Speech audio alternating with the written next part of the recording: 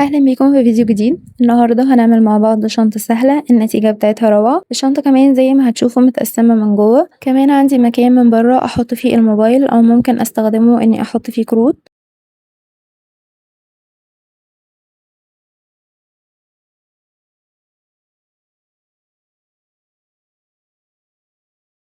إذا أول مرة تشوفي القناة، أنا اسمي منى ودي قناة برنسس ميد كروشيه. ما تنسيش الاشتراك ويلا بينا على طول نبتدي. استخدمت 550 جرام من خيط السلسلة سمك الخيط 3 ملي، واستخدمت معاه إبرة رقم 4.5 ملي. أول حاجة بدأت وعملت عقدة بداية واشتغلت 65 سلسلة.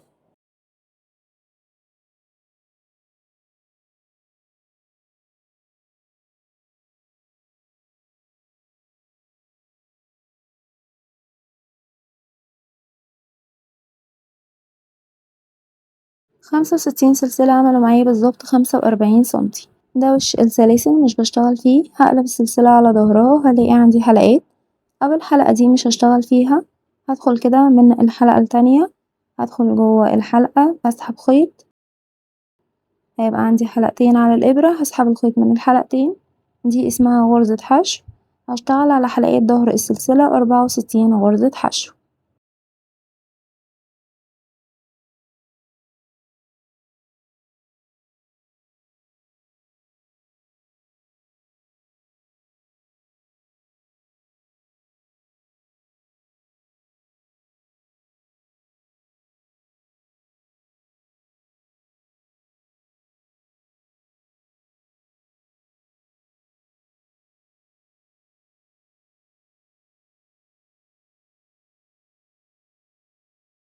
خلصت 64 غرزة حشو.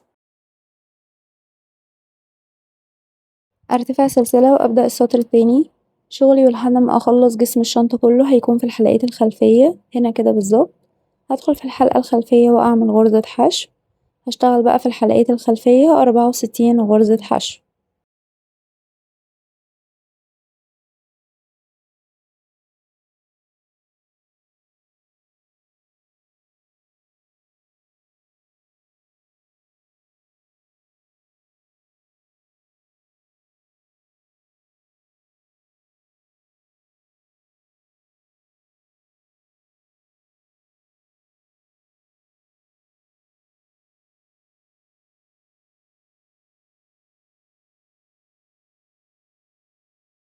خلصت خلاص 64 غرزة حشو. ارتفع سلسلة وابدأ السطر التالت. هكرر نفس اللي انا عملته في السطر التاني. هشتغل في الحلقات الخلفية 64 غرزة حشو.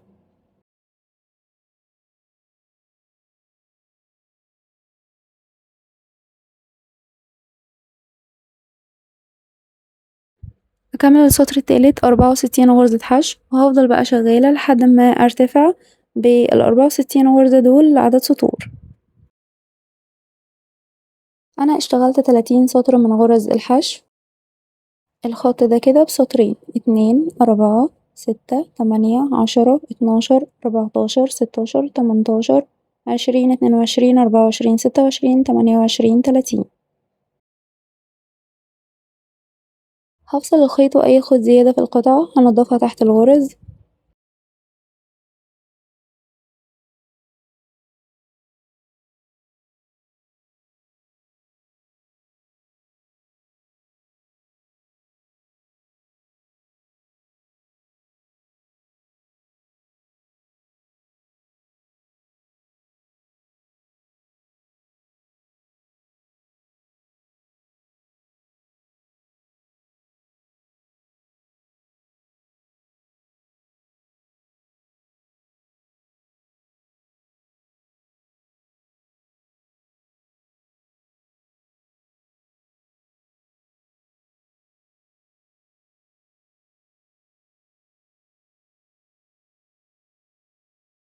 الطول 47 سنتي،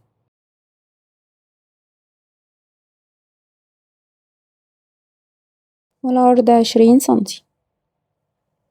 ده كده شكل الوش بتاع القطعة اللي اشتغلتها. هقلب القطعة دي على ظهرها. القطعة اللي انا اشتغلتها دي هي جسم الشنطة. بالعلامات بقى هحدد الأماكن اللي هعمل بيها الفواصل أو التقسيمات اللي هي جوه جسم الشنطة واللي بره. أول حاجة هعد 22 غرزة،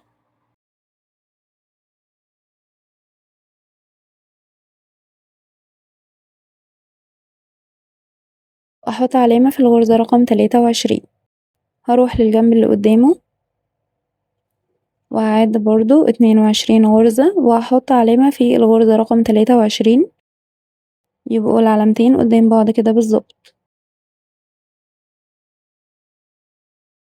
أرجع تاني للجنب الأول وهعد 20 غرزة،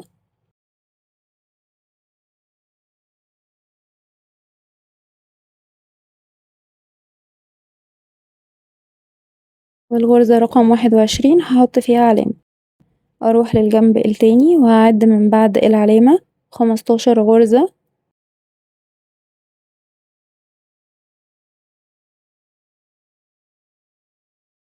والغرزة رقم 16 هحط فيها علامة. أروح للجنب الأول وهدخل مكان العلامة تحت الحلقتين، هفك بقى خلاص العلامة مش عايزاها تاني، وهعمل سلسلة وبعدين في نفس المكان أعمل غرزة حشو. هفضل بقى مكملة غرز حشو تحت الحلقتين لحد ما اوصل للعلامة،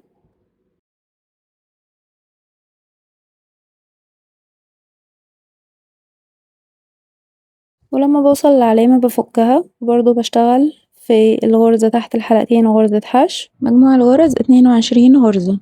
ارتفاع سلسلة، ألف الشغل وأشتغل غرز حشو في الحلقات الخلفية. هشتغل 22 غرزة حشو في الحلقات الخلفية.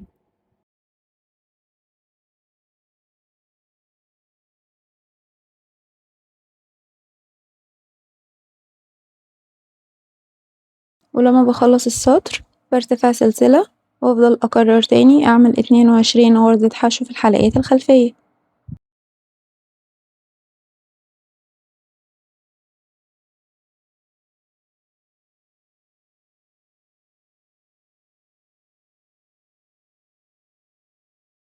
هكمل بقى غرز حشو في الحلقات الخلفية لحد ما ارتفع بال22 غرزة دول عدد سطور. أنا اشتغلت 29 سطر من غرز الحشو، 2 4 6 8 10 12 14 16 18 20 22 24 26 28، والسطر ده كده 29. أنا قللت سطر بس عن جسم الشنطة، احنا عاملين في جسم الشنطة 30، أنا عملت هنا 29 عشان لما اجي افتح ده الفاصل اللي هيكون جوه، فلما اجي افتح الشنطة تكون مفرودة معايا كده متبقاش متنية أو أكبر من جسم الشنطة. هفصل بقى الخيط، والخيط الزيادة ده هنضفه تحت الغرز.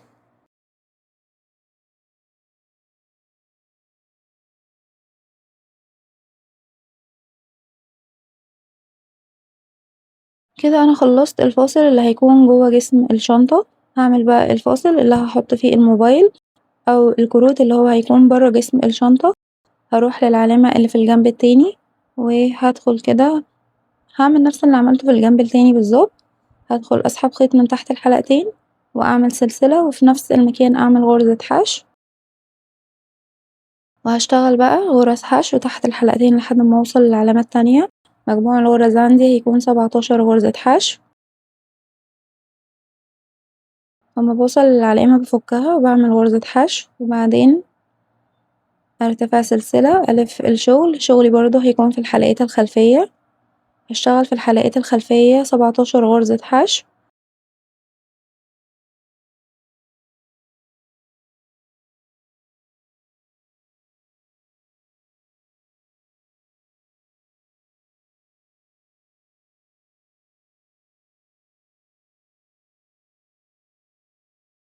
وهفضل بقى شغالة 17 غرزة حشو في الحلقات الخلفية لحد ما ارتفع بيهم عدد سطور. اشتغلت 29 سطر من غرز الحشو، 2 4 6 8 10 12 14 16 18 20 22 24 26 28 29. أي خيط زيادة بقى هنضيفه تحت الغرز، يبقى أنا كده خلصت الفاصل اللي هحط فيه الموبايل اللي هيكون برا جسم الشنطة. كده أنا جسم الشنطة عندي جاهز بالكامل. اللي هيحصل بقى إن أنا الفاصل ده هو اللي هيكون جوا جسم الشنطة، فهتنيه بالطريقة دي. ده وش الشنطة هيكون كده، وده هيكون القلاب.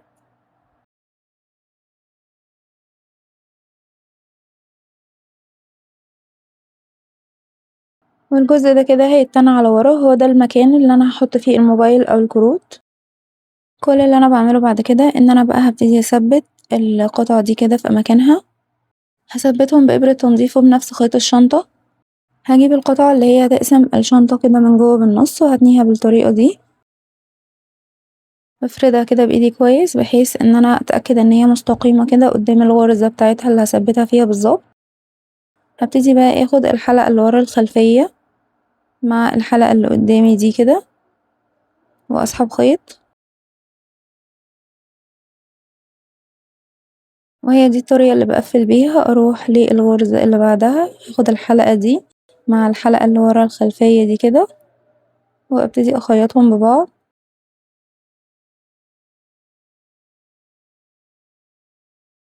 وأكرر هاخد الحلقة اللي ورا الخلفية دي مع الحلقة اللي قدامها دي وأخيطهم ببعض وهكذا لحد ما أخلص خياطة الجنب كله.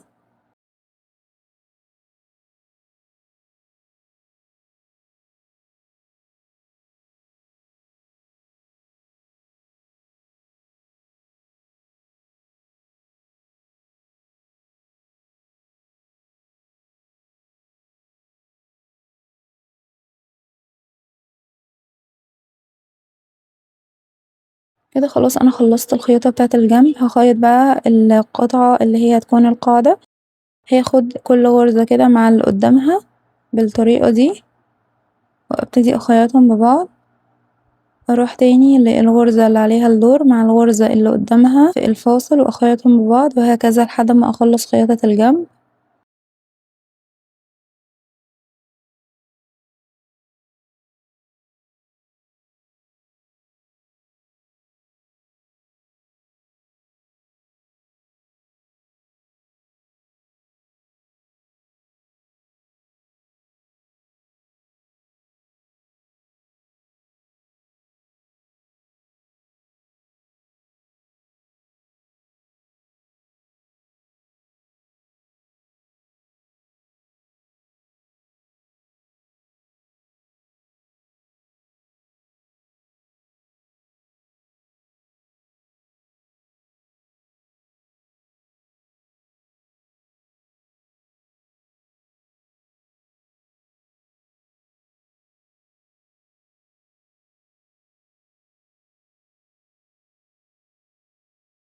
ولما بوصل لآخر غرزة بخيطهم في بعض وبدخل كده أعمل زي عقدة تثبيت، أمشي بقى بالخيط شوية كده تحت الغرز وبعدين أفصله.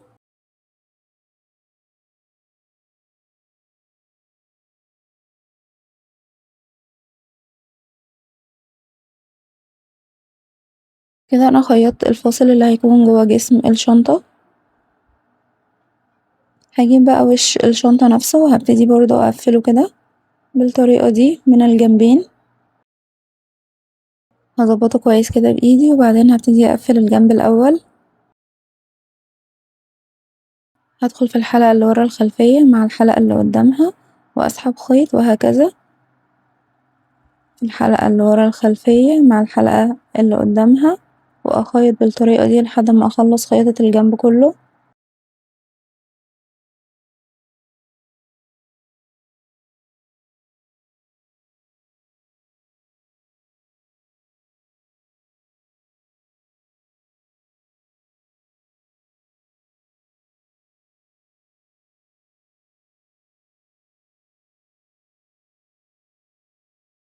ولما بخلص خياطة الجنب بدخل جوا جسم الشنطة أمشي كده بالخيط شوية تحت الغرز وبعدين أفصله.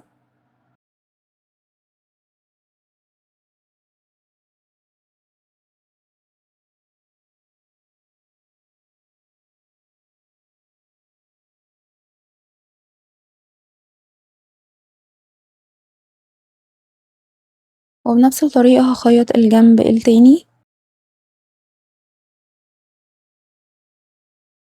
بدخل في الحلقة اللي ورا الخلفية مع الحلقة اللي قدامها دي كده أسحب خيط وأروح للغرزة اللي بعدها، أدخل كده في نص الحلقات أخد الحلقة دي مع الحلقة دي وهكذا بطريقة الخياطة دي لحد ما أخلص الجنب كله.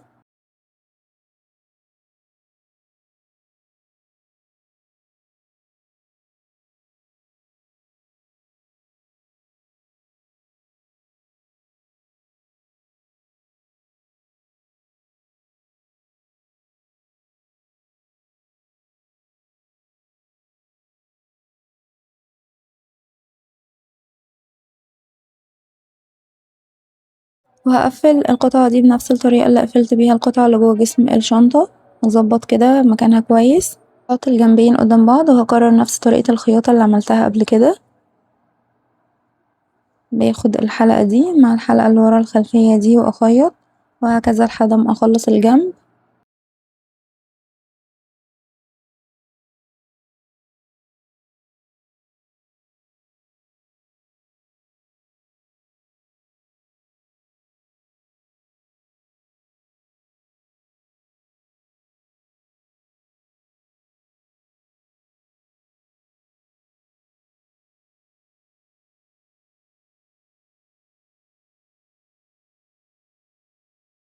لما بخلص خياطة الجنب بخيط القاعدة دي بنفس الطريقة اللي أنا خيطت بيها الفاصل اللي جوه جسم الشنطة، هاخد كده كل غرزة مع اللي قدامها وابتدي أخيط بإبرة تنظيف.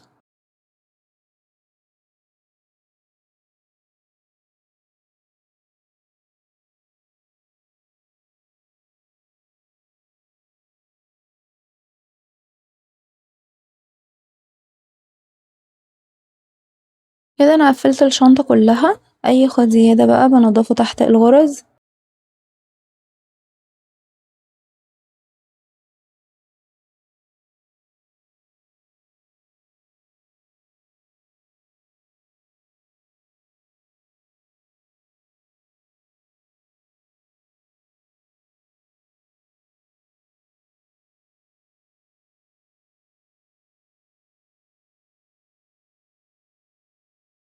الخيوط دي كمان هنضفها تحت الغرز.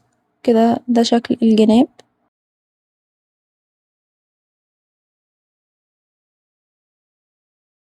وده شكل الشنطة من جوه، حلوة قوي وعملية.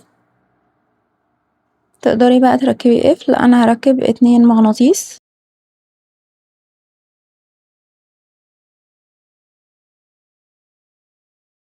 هحط 2 مغناطيس كده في الجنبين وأخيطهم كويس.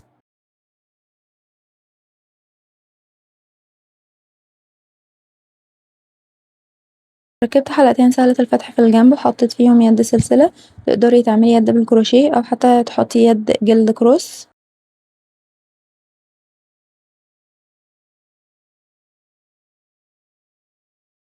شنطة سهلة وبسيطة عملتها معاكي خطوة بخطوة بالتفصيل. يلا بقى إذا وصلتي للدقيقة دي من الفيديو متنسيش تكتبي لي كومنت تعرفيني بتشوفيني من أي مكان وإيه رأيك في الشنطة. إذا ما عملتيش اشتراك اعملي اشتراك عشان في حاجات جامدة جاية، واستنوني في فيديو جديد.